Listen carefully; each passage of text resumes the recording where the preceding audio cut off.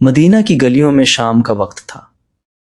سورج کی روشنی دھیرے دھیرے زوال پذیر تھی اور مدینہ کی فضاؤں میں ایک پرسکون سا سکوت چھایا ہوا تھا، مگر اسی خاموشی میں کہیں ایک گھریلو پریشانی چھپی ہوئی تھی۔ ایک چھوٹے سے مکان سے دھواں اٹھ رہا تھا۔ ایک ماں اپنے بچوں کے ساتھ خوفزدہ حالت میں کھڑی تھی۔ چولہا جل رہا تھا مگر آتش شدگی کے باعث نہ کھانا بن رہا تھا اور نہ ہی آگ قابو میں تھی۔ وہ عورت اپنے چھوٹے بچوں کے ساتھ دھواں اور آگ کے درمیان جدوجہد کر رہی تھی۔ حضرت عمر فاروق رضی اللہ عنہ اس وقت رات کے گشت پر تھے۔ وہ بغیر کسی محافظ کے سادہ لباس میں مدینہ کی گلیوں میں قدم بے قدم چل رہے تھے تاکہ اپنی رعایا کے حالات جان سکیں۔ ان کے دل میں یہ فکر ہمیشہ موجود تھی کہ اگر کسی گھر میں ایک بچہ بھوکا یا پریشان ہو رہا ہے تو یہ خلافت کا امتحان ہے۔ جیسے ہی انہوں نے اس گھر سے دھواں اٹھتے دیکھا، ان کے قدم تیز ہو گئے۔ وہ فوراً اس جھونپڑی کے قریب پہنچے۔ چولہے کی آگ بڑھ رہی تھی اور ماں خوفزدہ تھی کہ کہیں پورا مکان جل نہ جائے۔ بچے روتے، چیختے اور ماں کے پیچھے چھپتے۔ حضرت عمر فاروق رضی اللہ عنہ نے فوراً آگ کی شدت کو محسوس کیا اور بلا کسی ہچکچاہٹ کے آگ کے قریب پہنچ کر مدد شروع کی۔ انہوں نے سب سے پہلے بچوں کو باہر نکالا، ان کے چہرے اور ہاتھ دھو کر ان کی حفاظت کی۔ پھر ماں کو سمجھایا کہ وہ پریشان نہ ہو، سب ٹھیک ہو جائے گا۔ حضرت عمر رضی اللہ عنہ نے خود آگ بجھانے کا کام شروع کیا۔ قریب پڑی بالٹیاں اٹھائیں، پانی ڈالنا شروع کیا اور آہستہ آہستہ آگ پر قابو پا لیا۔ اس دوران ماں حیران رہ گئی کہ یہ شخص کون ہے جو نہ صرف مدد کر رہا ہے بلکہ خود سب کچھ کر رہا ہے، بغیر کسی تشریفات کے، بغیر کسی محافظ کے۔ بچے آہستہ آہستہ آگ سے دور ہو کر دیکھنے لگے کہ یہ اجنبی شخص کس طرح آگ کو قابو میں کر رہا ہے۔ آگ بجھنے کے بعد حضرت عمر فاروق رضی اللہ عنہ نے دیکھا کہ چولہے کے آس پاس کا سامان جل چکا ہے، کھانا ضائع ہو گیا اور گھر میں اضطراب کی فضا چھائی ہوئی ہے۔ انہوں نے فوراً بیت المال سے لے کر آیا ہوا آٹا، ڈالیں، سبزیاں اور کھجوریں عورت کے حوالے کی۔ عورت کی آنکھوں میں شکر کی آنسو آ گئے۔ اس نے پوچھا کہ یہ سب کچھ کیسے ممکن ہوا؟ حضرت عمر فاروق رضی اللہ عنہ نے مسکرا کر کہا کہ یہ میرا فرض ہے، یہ میری ذمہ داری ہے اور میں کبھی خاموش نہیں رہ سکتا جب تک مدینہ کے لوگ محفوظ اور خوش نہیں ہیں۔ حضرت عمر رضی اللہ عنہ نے ماں اور بچوں کے لیے خود کھانا پکانا شروع کیا۔ آگ پر قابو پانے کے بعد انہوں نے آٹا گوندھا، ڈالیں ابالیں اور بچوں کے لیے ایک گرم کھانے کا انتظام کیا۔ بچے خوف اور بھوک کے مارے پہلے تو چھپے رہے، مگر جب کھانے کی خوشبو پھیلی تو آہستہ آہستہ سامنے آئے۔ ماں نے بھی ہاتھ دھو کر بچوں کے لیے کھانا نکالا۔ حضرت عمر فاروق رضی اللہ عنہ نے خود یہ دیکھا کہ بچوں کے چہرے پر مسکراہٹ آ گئی، ان کی آنکھوں میں خوف کی بجائے سکون نمودار ہوا اور ماں کے دل میں شکر و راحت پیدا ہوئی۔ یہ واقعہ پورے محلے میں محسوس کیا گیا۔ لوگ کہہ رہے تھے کہ خلیفہ خود آیا، خود آگ بجھائی اور خود لوگوں کے دکھ کو محسوس کیا۔ یہ ایک ایسا منظر تھا جو مدینہ کے ہر شہری کے دل میں یہ بات بٹھا گیا کہ خلافت صرف تخت پر بیٹھ کر فیصلے سنانے کا نام نہیں بلکہ لوگوں کے دکھ تک پہنچ کر ان کا حل نکالنے کا نام ہے۔ حضرت عمر رضی اللہ عنہ نے اگلے دن بیت المال کے ذمہ داروں کو ہدایت دی کہ محلے کے ہر گھر کا جائزہ لیا جائے اور ضرورت مندوں کے لیے مستقل انتظامات کیے جائیں۔ اس میں نہ صرف کھانا بلکہ کپڑے، دعا اور دیگر ضروریات بھی شامل تھیں تاکہ لوگ عزت کے ساتھ زندگی گزار سکیں۔ یہ سلسلہ کئی دنوں تک جاری رہا۔ حضرت عمر رضی اللہ عنہ خود رات کے وقت نکلتے، گلیوں میں جاتے، لوگوں کے گھروں میں جا کر حالات دیکھتے اور فوری اقدامات کرتے۔ وہ جانتے تھے کہ اگر ایک گھر میں بچے یا عورت پریشان ہو رہی ہے تو ریاست مکمل نہیں ہے، اور اگر لوگ خوف یا شرمندگی کے مارے مدد نہیں مانگ رہے تو یہ ظلم کے برابر ہے۔ مدینہ کے لوگ اب خود بھی مدد کرنے لگے۔ عورتیں پڑوسیوں کی مدد کرنے لگیں، بزرگ لوگ ضرورت مندوں کے لیے سامان فراہم کرنے لگے اور بچے چھوٹے چھوٹے کام کر کے مدد پہنچانے لگے۔ حضرت عمر فاروق رضی اللہ عنہ نے اس تعاون کو دیکھ کر خوشی محسوس کی، کیونکہ ان کے نزدیک انصاف اور خدمت صرف مال کی تقسیم نہیں بلکہ دلوں میں رحمت پیدا کرنا بھی ہے۔ یہ واقعہ نہ صرف مدینہ کے لیے بلکہ آنے والی نسلوں کے لیے ایک روشن مثال بن گیا۔ علماء اور صحابہ اس واقعے کو بیان کرتے ہوئے کہتے ہیں کہ خلافت صرف تخت پر بیٹھنے کا نام نہیں بلکہ رعایا کے دکھوں کو محسوس کرنے اور ان کا حل تلاش کرنے کا نام ہے۔ حضرت عمر فاروق رضی اللہ عنہ کی یہ راتیں، یہ محلے، یہ جلتا ہوا چولہا، یہ بچے اور ماں، سب مل کر ایک سبق بن گئے کہ اصل حکمرانی وہ ہے جو انصاف، رحم اور خدمت سے بھری ہو۔ حضرت عمر فاروق رضی اللہ عنہ نے جلتے ہوئے چولہا کے اس واقعے کے بعد اپنے دل میں ایک اور فکر محسوس کی۔ وہ جانتے تھے کہ یہ گھر کی پریشانی ہے، لیکن مدینہ کے اور گھروں میں بھی ایسی کئی حالتیں ہوں گی جہاں لوگ بھوک، آگ یا دیگر مشکلات میں مبتلا ہوں۔ اسی فکر کے تحت وہ رات کے وقت دوبارہ گلیوں میں نکلے۔ سڑکیں سنسان تھیں، مگر ان کے قدموں کی آوازیں اور دل کی دھڑکن مدینہ کی خاموشی میں ایک نیا پیغام لے کر جا رہی تھیں۔ عدل اور خدمت کبھی چھپنے نہیں دی جا سکتی۔ چلتے چلتے انہوں نے ایک چھوٹے سے مکان سے دھواں اٹھتے دیکھا۔ یہ وہ مکان تھا جس کے چولہے کے بارے میں آج صبح واقعہ پیش آیا تھا۔ ماں اور بچے اب بھی تھکے ہوئے اور خوف زدہ تھے، لیکن اب خوف کے ساتھ ایک نئی امید بھی جاگی تھی۔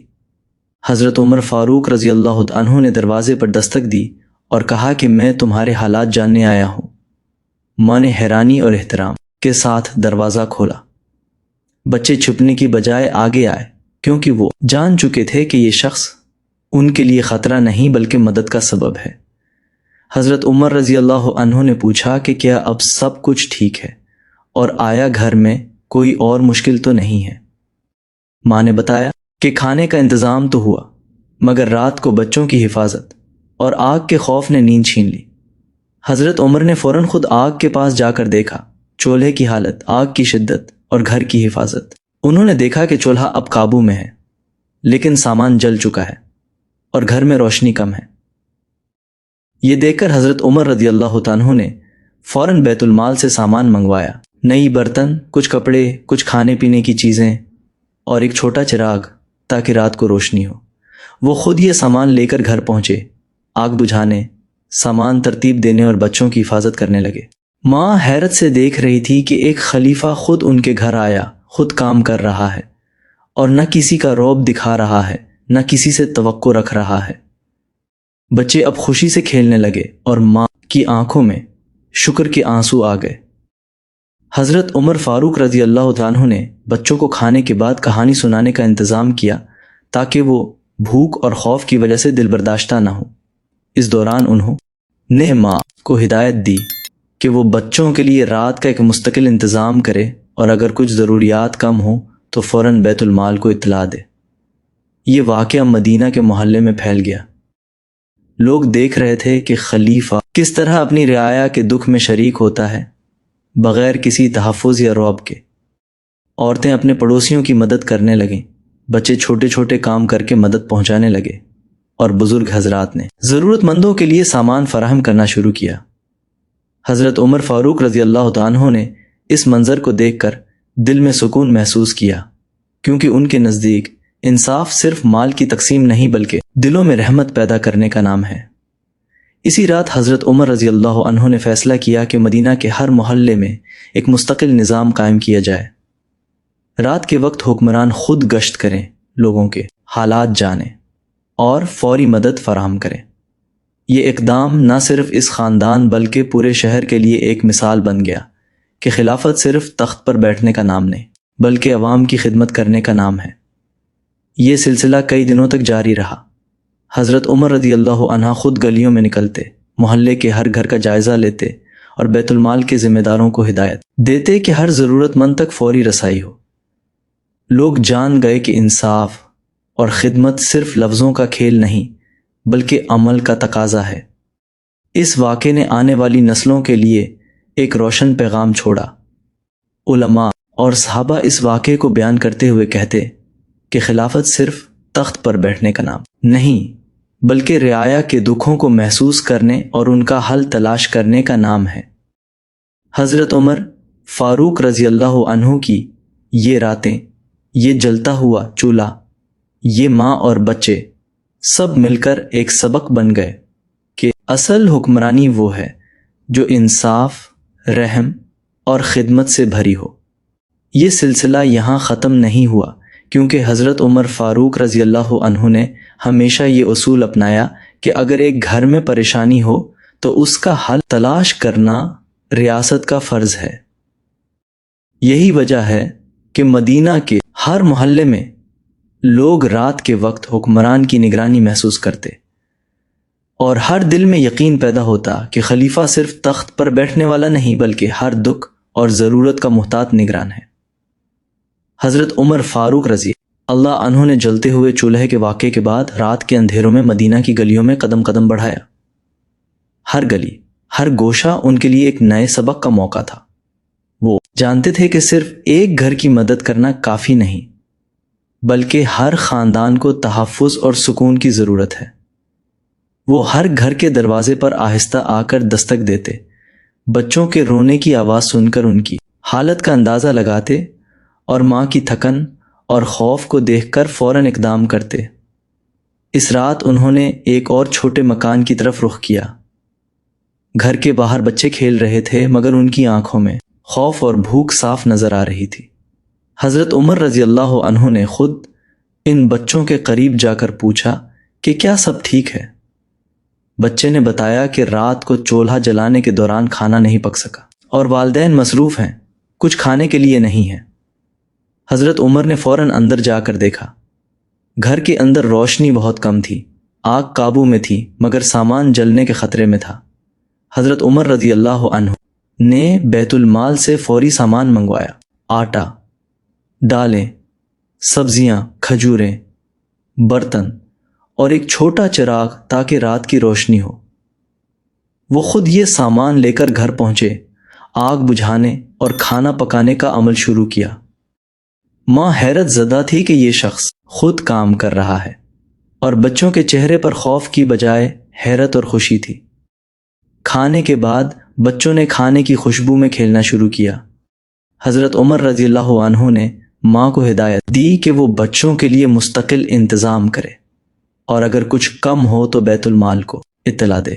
ماں نے شکریہ ادا کیا، اور ان کے دل میں یہ بات بس گئی کہ خلافت صرف حکم دینے کا نام نہیں بلکہ عمل اور خدمت کا نام ہے۔ یہ واقعہ پورے محلے میں محسوس ہوا۔ لوگ دیکھ رہے تھے کہ خلیفہ کس طرح لوگوں کے دکھ میں شریک ہوتا ہے، بغیر کسی رعب یا تشریفات کے۔ عورتیں پڑوسیوں کی مدد کرنے لگیں، بچے چھوٹے چھوٹے کام کر کے تعاون کرنے لگے، اور بزرگ حضرات نے ضرورت مندوں کے لیے سامان فراہم کرنا شروع کیا۔ حضرت عمر رضی اللہ عنہ نے اس منظر کو دیکھ کر دل میں سکون محسوس کیا، کیونکہ انصاف اور خدمت صرف مال کی تقسیم نہیں بلکہ دلوں میں رحمت پیدا کرنے کا نام ہے۔ اسی رات حضرت عمر رضی اللہ عنہ نے فیصلہ کیا مدینہ کے ہر محلے میں مستقل نظام قائم کیا جائے۔ حکمران خود گشت کریں، لوگوں کے حالات جانیں اور فوری مدد فراہم کریں۔ یہ اقدام نہ صرف اس خاندان بلکہ پورے شہر کے لیے ایک مثال بن گیا کہ خلافت صرف تخت پر بیٹھنے کا نام نہیں بلکہ عوام کی خدمت کرنے کا نام ہے۔ چند دن بعد حضرت عمر رضی اللہ عنہ نے محلے کے ایک اور گھر کا جائزہ لیا جہاں بچے اور عورتیں خوف میں مبتلا تھے۔ انہوں نے دیکھا کہ چولہے کی حالت اب بہتر تھی، لیکن رات کی روشنی اور سامان کی کمی موجود تھی۔ حضرت عمر رضی اللہ عنہ نے فوراً بیت المال سے سامان فراہم کیا، خود روشنی کا انتظام کیا اور آگ کے قریب جا کر بچوں اور ماں کی حفاظت کی۔ بچے خوفزدہ نہیں تھے بلکہ خوشی سے کھیلنے لگے، اور ماں نے شکریہ ادا کیا۔ یہ سلسلہ مدینہ میں روزانہ کی بنیاد پر جاری رہا۔ حضرت عمر رضی اللہ عنہ خود رات کے وقت نکلتے، گلیوں میں جاتے، ہر گھر کا جائزہ لیتے اور فوری اقدامات کرتے۔ وہ جانتے تھے کہ اگر ایک گھر میں بچے یا عورت پریشان ہو تو ریاست مکمل نہیں ہے، اور اگر لوگ خوف یا شرمندگی کے مارے مدد نہ مانگیں تو یہ ظلم کے برابر ہے۔ مدینہ کے لوگ اب خود بھی مدد کرنے لگے، عورتیں پڑوسیوں کی مدد کرنے لگے، بزرگ حضرات ضرورت مندوں کے لیے سامان فراہم کرنے لگے، اور بچے چھوٹے چھوٹے کام کر کے تعاون کرنے لگے۔ حضرت عمر رضی اللہ عنہ نے اس منظر کو دیکھ کر خوشی محسوس کی کیونکہ انصاف اور خدمت صرف مال کی تقسیم نہیں بلکہ دلوں میں رحمت پیدا کرنے کا نام ہے۔ یہ واقعہ نہ صرف مدینہ کے لیے بلکہ آنے والی نسلوں کے لیے ایک روشن مثال بن گیا۔ علماء اور صحابہ اس واقعے کو بیان کرتے ہوئے کہتے کہ خلافت صرف تخت پر بیٹھنے کا نام نہیں بلکہ رعایا کے دکھوں کو محسوس کرنے اور ان کا حل تلاش کرنے کا نام ہے۔ حضرت عمر رضی اللہ عنہ کی یہ راتیں، یہ جلتا ہوا چولہا، یہ ماں اور بچے، سب مل کر ایک سبق بن گئے کہ اصل حکمرانی وہ ہے جو انصاف، رحم اور خدمت سے بھری ہو۔